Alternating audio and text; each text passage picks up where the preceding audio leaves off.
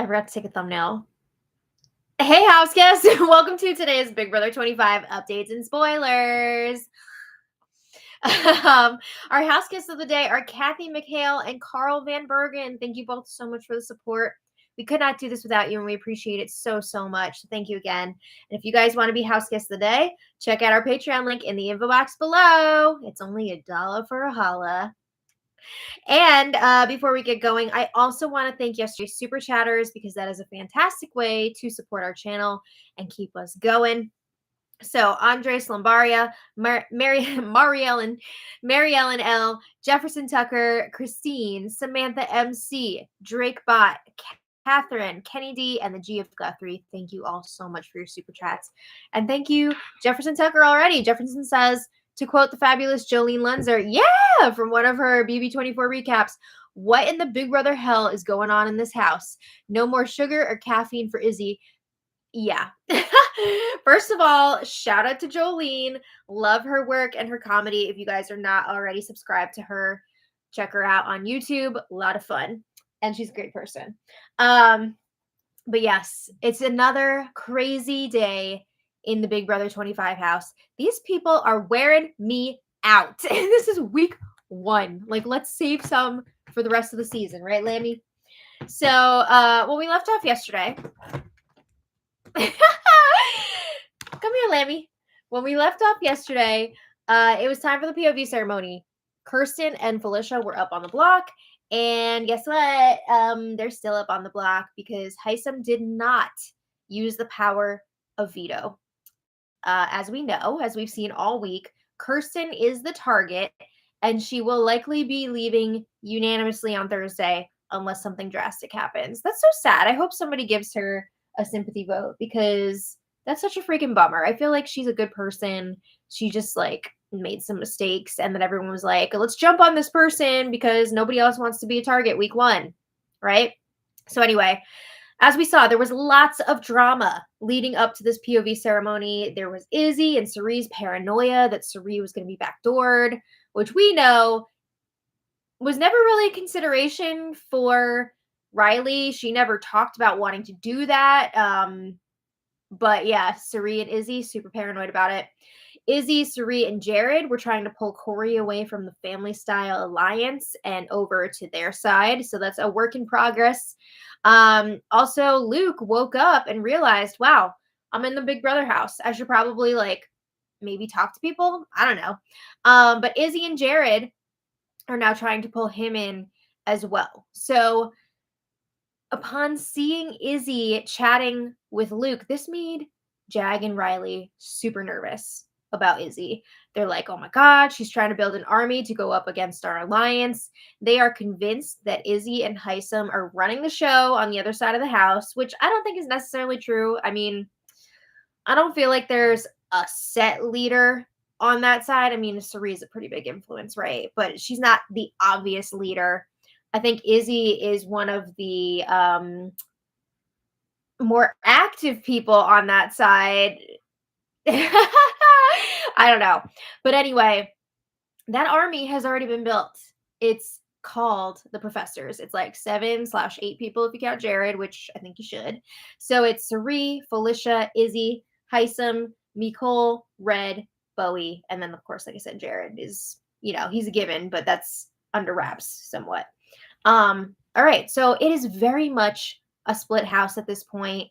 We are also on microphone watch because Felicia has already wrecked 4, count them, 1, 2, 3, 4 microphones. She lost 2 to the toilet, 1 to the hot tub, and I guess 1 she smashed on the floor by accident. Oh my God. All right, so let's talk about some new stuff. Let's start with something weird. A Corey and Heisum game chat. Never thought I'd see this, right? Heisum cannot stand Corey, but it does seem like a one-sided beef. Corey's just like, why don't you like me? So anyway, they're coming around though. Heisum says it seems like there's definitely a group of people that have been like getting together, and then there's a group of people that are on the outs. So us people on the outs, we need to start consolidating, right? We need to make sure that we get together so we can go up against that big group. So Corey's like, oh, well, you should talk to Luke because Luke is looking for people right now. That's for damn sure. But Heisum says all of the people in the have not room should get together and discuss all of this. And that is Corey, Heisum, Luke, and Jared. It'd be super easy for the four of them to talk, just, a little pillow talk before bed. They're already up there. Nobody's like really going up to that have not room to hang out so much. It's not the most comfortable room to be in. But Heisum's asking Corey, is that something you'd be into? And Corey says yes. But he also brings up, if somebody outside of that big group that's working together wins HOH next week, like, it won't matter that group is already in place. Like, they're not going to be in power. But Heisum's like, okay, maybe for next week, but like that group has a lot of people. We got to start chipping away here. So Corey's like, all right, well, like, how big do you think that group is? Do you think it's 5 people? Do you think it's 8 people? That seems super sus to just be like, do you think it's 5 or 8? Like, you're kind of giving away that might be 8, right? So Corey says there's no way that 8 people would be that good at keeping a secret. We've noticed. There's a reason why, like, everyone knows about this alliance, and Jared is not the only reason. Jared blabbing to his mom and allies on the other side. I think family style has been pretty obvious about working together. But anyway, Heisum names off Riley, Cameron, Matt, Jag, and Blue. That's 5. And we know that that's the Handful Alliance, right? That's a sub-alliance within family style. But Heisum asks Corey straight up, are you a part of that? Is that 5 or 6? Are you part of that? And Corey says, well, he's a little evasive here. He says, Riley and Cameron think that if I won HOH, that they'd be able to influence my decisions and, get me to protect those other people that you listed.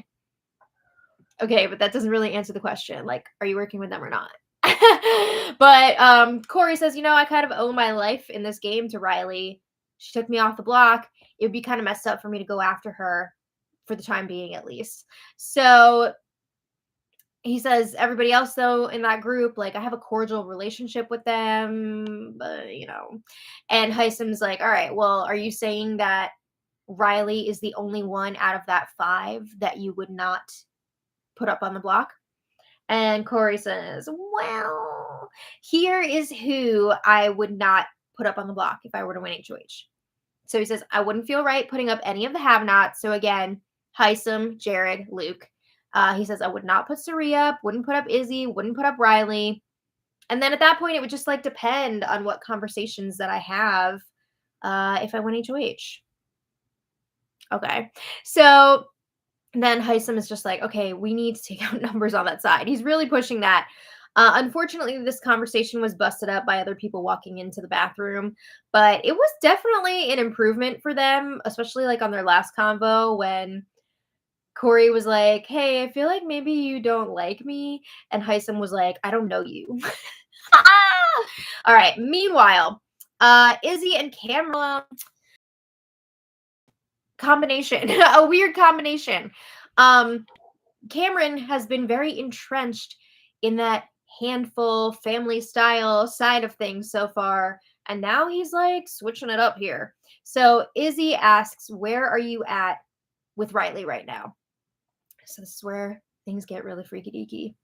Cameron says, all right, I'm really close with Riley, and it's too weird to describe her as a little sister. Instead, he says that Riley reminds him of his daughter, but all grown up.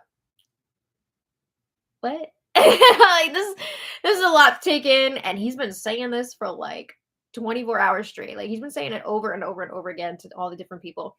But yeah, he says this week has been hitting Riley really hard. So many people are trying to get at her, grilling her, asking all these questions, assuming. And he says the way it happened, all the cool kids, and he keeps using the term cool kids, all the cool kids flocked to the HOH room. And he said there's a bunch of chaotic minds up there. And he doesn't necessarily want to be a part of that anymore. He says, I feel like I've been roped into all that, and I don't know what to do at this point. It sounds an awful lot like Cameron is trying to jump ship from the other side, since now everybody's like finding out about family style. Is my audio lagging again? I'm so sorry, guys. This keeps happening. I don't know if our internet is just like poop or what. But I remember yesterday people were saying if you refresh the page, it fixes it. So you might want to just try like refreshing real quick. But yeah, Cameron, I think also Riley she doesn't have any power left as HOH. Could you take it again from the part about Cameron and Riley? What he considers her? Sure. Because it like lagged out a little bit. And it's kind of important. Okay. Right. We're gonna take it back. So Izzy asks, where are you at with Riley? What's the deal? Because a lot of people have been thinking that Cameron and Riley are super close because they have been. Can you guys hear me now? I hope so. Okay. Cameron says he is close. Okay, we're good now. Cameron says he is close with Riley. He doesn't want to describe her as a little sister because he feels like that would be weird. But he said instead, Riley reminds him of his daughter, like the grown-up version. It's just like a weird vibe. And again, it's like one of those weird one-sided things where he is like super emotional about this relationship, whereas I feel like Riley would be like, okay, whatever. It's a very odd dynamic. But he tells Izzy that this week has been hitting Riley really hard. So many people are trying to get at her. And he's describing how that side of the house kind of like got together. He said, all the cool kids flocked to the HOH room, and like he's had a bunch of these conversations now since yesterday, and he keeps referring to that group as the cool kids, which again is just like kind of dickish in my opinion. Like, is that how you see yourself? You're the cool kids. It's a little obnoxious, but anyway, he says there's a bunch of chaotic minds up there, and he feels like he was roped into all of it. He doesn't know what to do at this point because he's made connections with other people. Like Red, he's really close with Red. He's starting to get to know Bowie a lot more. He's liking Corey. So he wants to work with other people. And yeah, like I was saying, it sounds like he's trying to get out of there now that Riley doesn't have any HOH power left, right? POV ceremony is done. She's just chilling in that HOH room for the rest of the week, but she doesn't really have any power left. So also everybody knows about the family style alliance and who's in it. So I think he's freaking out and he's like, shit, I gotta get to that other side. So Cameron says, I didn't expect it all to go so fast in the wrong direction. All right, well, Cameron, not only is he trying to get away from that side, he's trying to get in on the action on the other side, on Izzy's side. So he knows a line is going to be drawn soon. It's going to get ugly, and he doesn't want to be on the wrong side.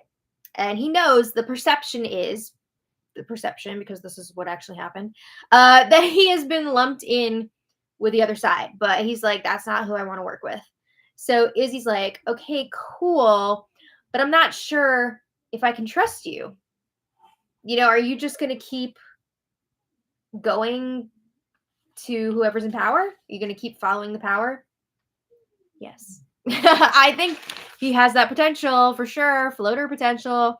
But this conversation keeps going on and on. It's very repetitive. What you need to know is that Cameron is trying to distance himself, trying to separate himself from the family style side of the house. And Cameron's like, I don't want it to look like I'm playing both sides. But I think he is. I think he would. So Izzy says, the way that okay, so everybody's probably going to vote out Kirsten this week, right? So we are not going to learn about the dynamics of the house from this vote. However, you know, next week, things may be a little different. We might have people voting different ways. So she says she cannot truly commit to anyone, really, until next week's vote. Got to see who votes where. This is very similar to what she said to Luke, vote with me next week and then we can see where we're at. So then Izzy has a question for Cameron. She's like, hey, has my name been coming up at all as a target on the other side of the house? It has. Big time. But Cameron says no. He says that group is throwing out Heisum's name because he's very observant. He's been figuring out that alliance. But he says that Izzy, everybody talks positively about her. That's definitely not true, but okay. So eventually they agree they would like to talk more game, and they shake hands, and they agree they will try to vote together next week. We'll see. All right. In other news, this is fun. Big Brother gave all the house guests hoodies with their names on them. Yay! I like that.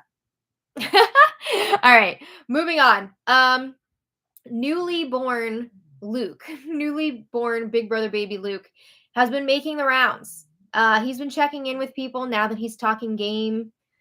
So he's talking to Corey at one point, and Luke says, Corey, I could tell you were smart from the start. You have a human Rolodex brain. And Corey's like, okay, thanks. Like, yes, I know I'm very intelligent, but in this game, you need social intelligence, right? You need to be able to talk to people and really bond. So Corey says, I feel like you and I are in similar spots in this game, right? He really feels like he was put at a disadvantage being dragged away into the nether crotch region and missing out on that initial bonding time with everybody. But I have to say, these Luke conversations, now that we're finally like hearing him talking to people, these Luke combos are a lot. He has like a chaotic energy. He will blurt out anything at any time. He interrupts people a lot.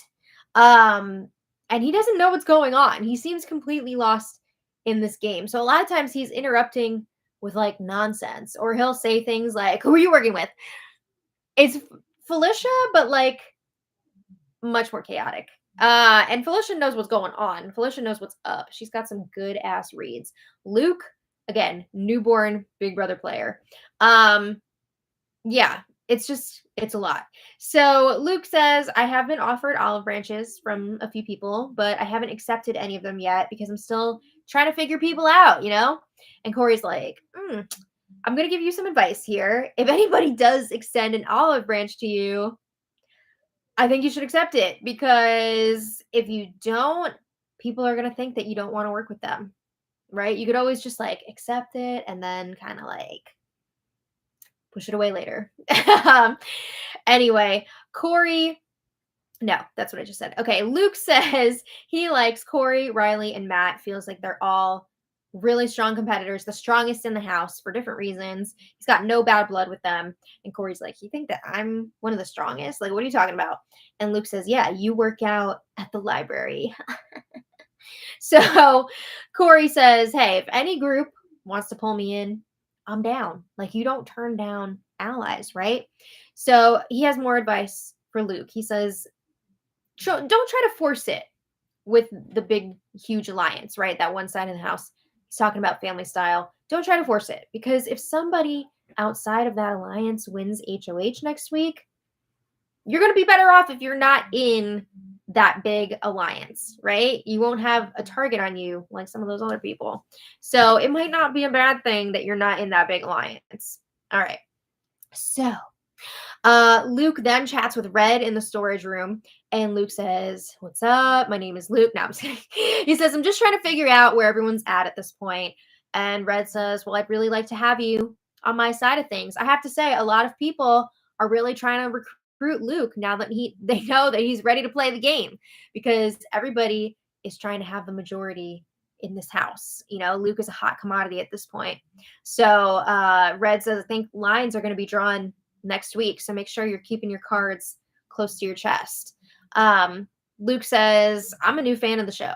You know, I've only seen a little bit of it. It's much different in here than it is on TV. And he didn't realize that he had to take the initiative to talk to people. He's the kind of person where somebody wants to talk to him, just go talk to him, but he's not going to like seek people out. That's not great for Big Brother. But anyway, Red says there's already groups forming in this house. You know, there's already groups falling apart. Those cool kids falling apart. And he brings up how he pretty much called out Riley's alliance to her face. And he's like, I could tell that I was spot on by the look on her face. Yeah, she was definitely shooketh after Red did that the other night. It definitely sent her spiraling. But yeah, Red is asking Luke straight up, which group do you want to be with?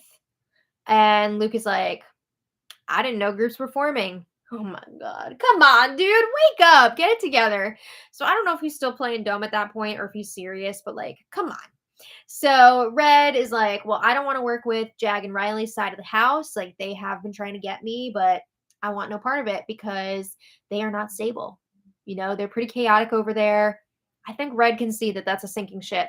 He does not want to get on board that.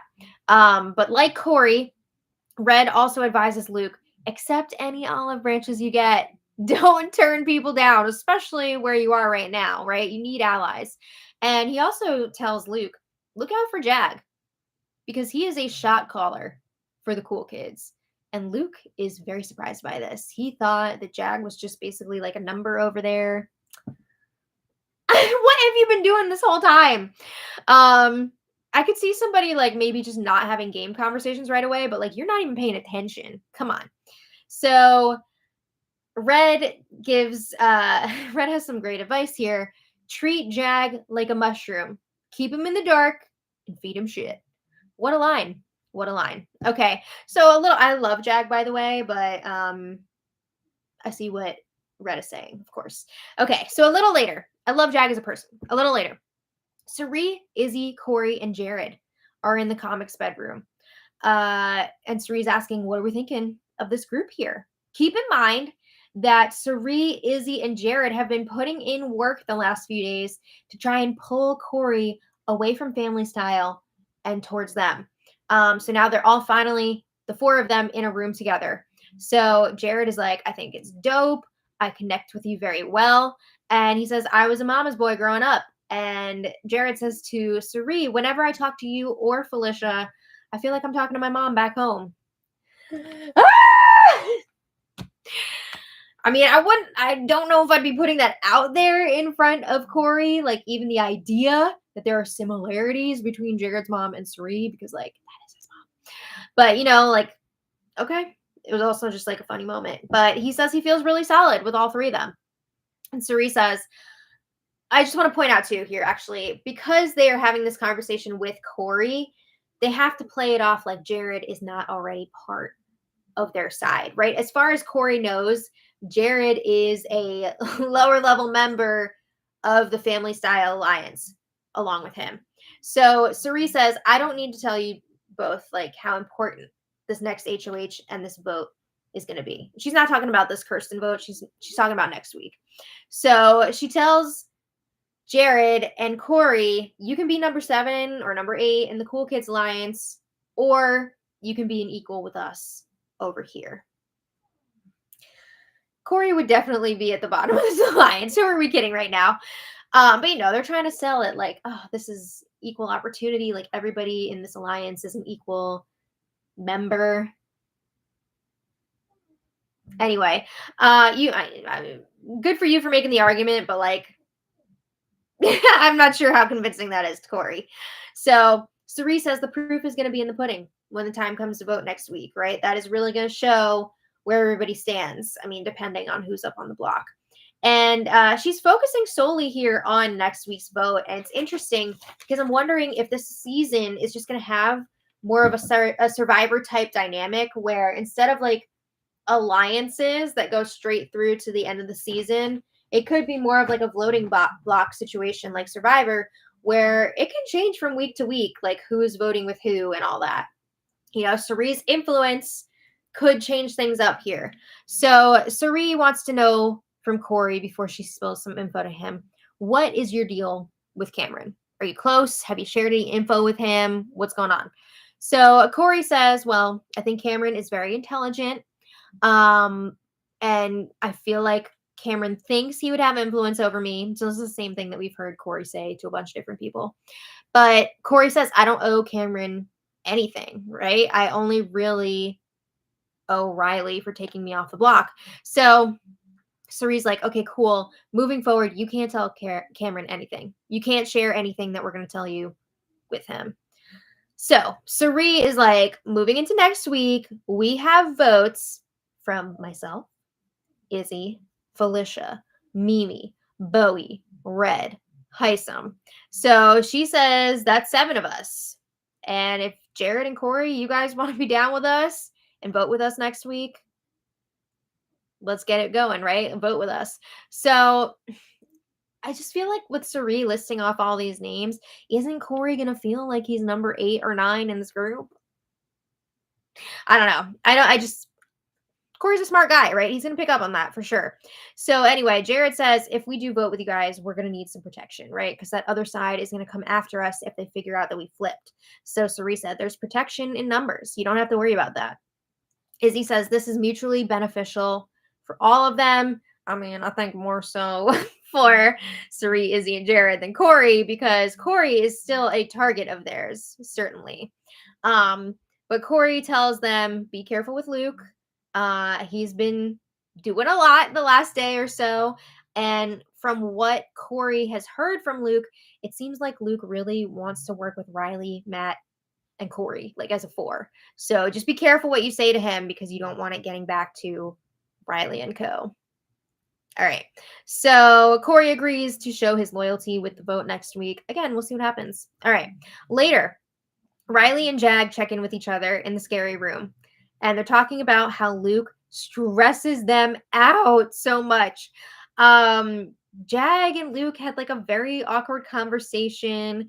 Luke was asking, "Are you the big lions?" And Riley's like, "Yeah, that's how everybody's been approaching me the last few days, so I get it." Riley says Luke is a loose cannon, and he's so bad at this. I mean, I kind of have to agree. He does not have a lot of finesse when talking game with people.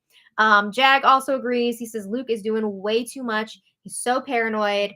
They do acknowledge, like, Luke does have reason to be paranoid. They have been talking about putting him up on the block even this week as a potential replacement nominee. But they don't trust him. And they're pretty sure that Izzy is going to be able to pull Luke in to her side. So Riley again is saying, I think that Heisum and Izzy are the leaders on the other side. I feel like not quite. I think they're definitely influential, but I wouldn't say that they're like the leaders. But they're really hoping that that side is not going to pull in Luke because as things stand now, I would say like the professor's side of the house, they have a lot of potential to win like the mental competitions. But if you look at them versus family style, I feel like family style has a lot more of the athletic house guests. And let's face it, unfortunately, a lot of the competitions on Big Brother tend to skew athletic. So they, family style seems to have the edge on that front. So if the professors gain Luke, they are gaining a potential physical competitor. So they're not feeling great about that. Also, they're thinking Red could be strong in competitions and he is somebody that they feel like is up for grabs. They don't realize that Red has already committed to the professors, but Jag is like, oh my God, can we recruit Luke, Bowie, and Red before the other side gets to them? Again, too late for Bowie and Red. They don't realize that. Luke, who even knows? Okay. So then Riley says, when we win HOH next week, whoever wins from our group, we got to put up Izzy and Heisum to guarantee that one of them go. Oh boy. So targets are shaping up for next week. Okay. So after Izzy pulls Riley aside for chat. Ugh, this is awkward at first because like these two are after each other and they're kind of like acknowledging each other as the leaders of the opposing side. So yeah, they start off the conversation acknowledging we haven't really talked that much. Izzy says we're running in different circles. That's for sure. They're both talking about, they start off late. They're talking about volunteering to be have-nots next week. And it almost felt like a one-up situation where one would be like, oh yeah, like, I don't think I would even be that bothered by it. Like, I like the slop. I love you, oatmeal. And then, they kept one-upping each other very much like Kristen Wiig, SNL, Penelope. But anyway, yeah. Then Riley says, she's giving her view on the house and she says everyone's still getting to know each other. I'm open to anything at this point. And she says I have friends, but it's not like, she's about to say like it's not really like an alliance thing. But Izzy interrupts her and Izzy says, I'm not here kissing ass. She says, I feel like we should all cut the bullshit. We know what's up. Oh my God. She's saying, like, we know that there's sides in the house and we know who's on what side. She says, you don't go to a sporting event and expect everyone to be wearing the same jersey. Oh my God. She says, I want you to work with people you trust, right? People that you feel good with.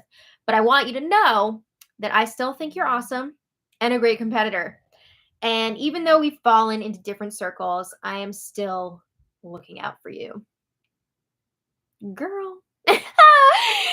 They're BSing each other. Riley's like, yeah, I feel the same way about you. Like, a lot of these early alliances can fall apart, and you want to keep those relationships with people outside of them strong because you might be like building something else down the line. Again, they're BSing each other. They are both high on each other's target lists.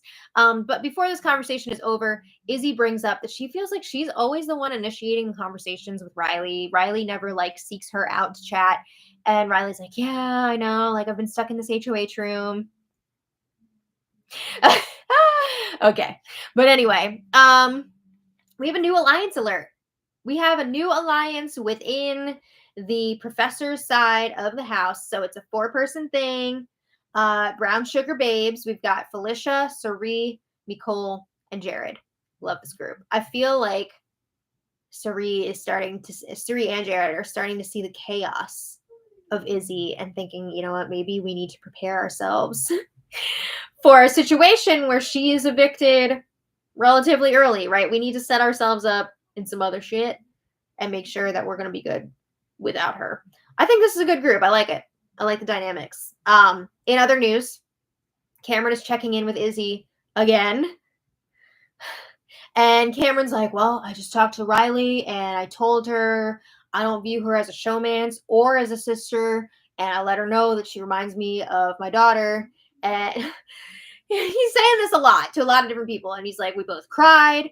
I told Riley, you're goofy. You dance like an idiot. You're athletic. And I was drawn to be your friend.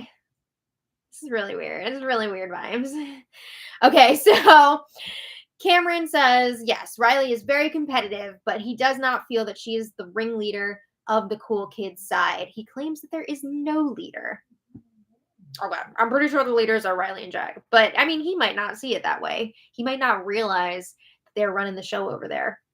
But this conversation, a lot of it is more of the same from before. It's kind of exhausting to listen to, honestly.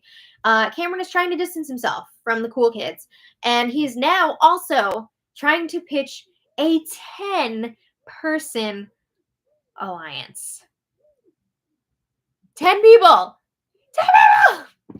It's essentially the professor's side of the house plus Cameron and Corey. So he's like, Cameron, Red, Bowie, Heisum, Izzy, Sari, Felicia, Corey, Jared, and Nicole. This is a lot. So Izzy is saying, yeah, I want to work with you. I want to, have us vote together next week, though. That's really going to show me that you're on the same page. And then Izzy starts getting like really fired up about this whole cool kids situation. She's like, F the cool kids. We're the cool kids now. We're having a good time. We respect each other. And she's like, I'm pissed that like people think that I'm not going to be able to win competitions. Like, let's go. Let's get out there. So eventually Jared joins them.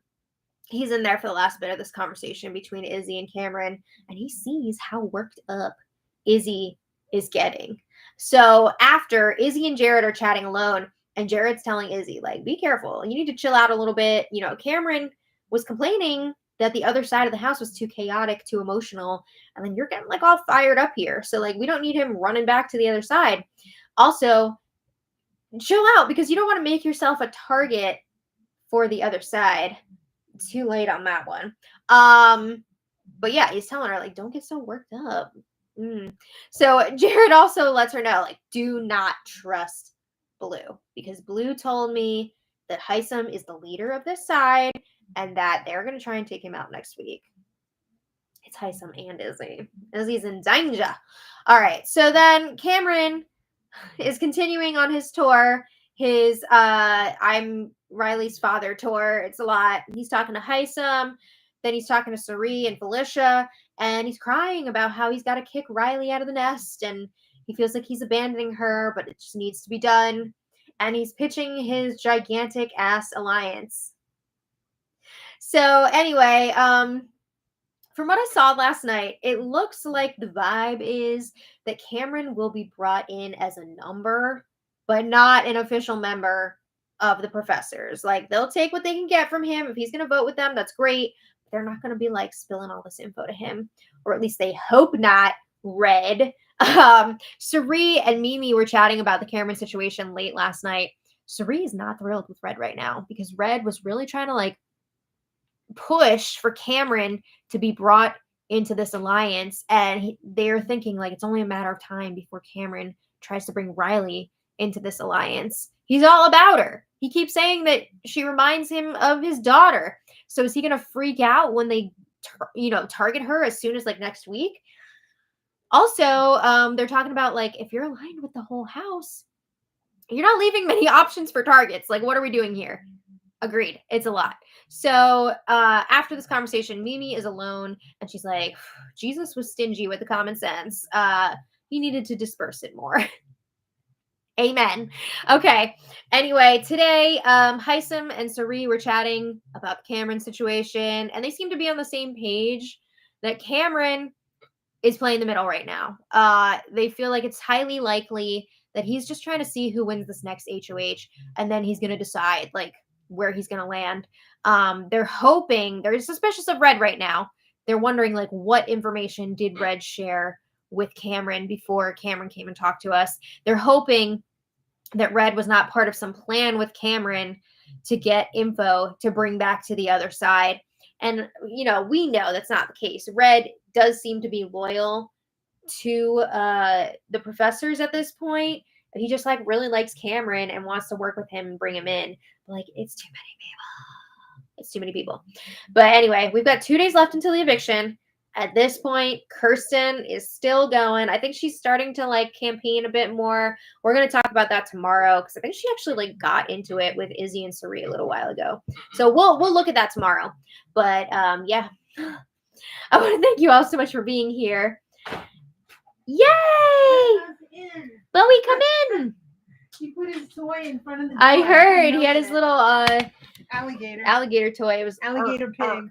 Yeah, very cute. Bowie, you gonna give your kitty a kiss? Yes. So I want to thank all of our super chatters so much. Jefferson Tucker, thank you so much as always. Alex Garza, thank you so much as always. Shane Wright. Oh, you guys who like super chat day after day, we cannot thank you enough. Sean Davis. Oh, you got an antler now. Sean Davis, thank you so much. He says the house guest made my head hurt this morning. I know. I'm not talking game early in the morning. I need a shower, breakfast, tea, and just a good woosah? What's a woosah before I do anything? Is that a poop? I don't know. I feel like, was it Real Housewives of Potomac? I think where somebody like, oh wait, no, I think it was Dubai. It was Dubai because it was Chanel Ayan. Somebody was like trying to start drama with her early in the morning. She's like, I haven't even peed yet. I get that, right? You don't want to be confronted with that so early in the morning. It's too much. So yeah, I agree with you. It's a lot. This cast, late at night, early in the morning, it doesn't matter what time of day, they are going hard. Like at this point, I'm praying for like a charades night once a week because we just need like a mental break. But anyway, Christine, thank you so much for the super chat. Christine says, so I got a real icky feeling when I first watched Cameron on the feeds. He scares me. The way he's treating Riley, terrifying. I kind of have to agree. Like, I was giving him the benefit of the doubt, and I felt really bad at first when Izzy was saying that she was getting serial killer vibes from Cameron. But now, like... Not so funny now, huh? I'm not saying he's a serial killer. I think that was too much for her to say. But he is, like, acting really strangely, especially with the Riley situation. It's creepy, it's weird, and it's icky, like you said. Definitely. Wendy Will, thank you so much for the super chat. We really appreciate it. Dasha Romero, thank you so much. Dasha says, knock, knock. Luke, you are on a game show. Play the game. There's 750K on the line. Wake up. I know. I feel like Luke is not picking up on a lot of social cues. I also just think he is really unknowledgeable about this game. I think, Recruit. yeah, definitely a recruit. I think maybe he watched a few seasons or episodes in Sequester, maybe, but he just like he has no idea what he's supposed to be doing right now. He does not know what he's in for. I don't think he realized what he signed up for. He did not seem prepared for this, like mentally or emotionally. So it's going to be a rough go for him, however long he's here. But you never know. Sometimes Who was the person who said, I've seen every season like twice? Izzy. Oh. I mean, that makes sense. But yeah, you never know. Sometimes people pick it up really quickly, but I'm not getting that vibe from Luke. We'll see. Jason Brooks, thank you so much. Jason says, I subscribe to Patreon, but it only lets you subscribe on a monthly basis and doesn't start until the 1st of next month. So here is for August. Oh, thank you so much. You're so sweet. Mary Ellen, thank you so much as always. And Susie Jill, thank you so much for your super chat. Oh, and we got Mama G. Mama G, thank you so much. Mama G says, thanks for doing this year after year. You're so welcome. I can't believe that we're still here, right? I never thought when I was like 15 years old, 15 or 16 when we started doing this, that I would still be here today. I didn't even know if the show was still going to be on at this point. I'm glad it is because I still love it, but it's just a wild ride, right? Yeah. Isn't that crazy? It's been like 16 or 17 years. Yeah. I've been doing this longer than I have not. Oh my God. I had that realization the other day. I told my husband that. I was like, it's pretty crazy. But anyway, it's because of you guys. We couldn't do this without you guys, and I genuinely mean that. So thank you all so much. We will be back tomorrow for more. Who knows what this crazy crew is going to get up to, but yeah, thank you for being here, and until tomorrow, much love. Bye, everybody. Bye. Enjoy your evening. Bye.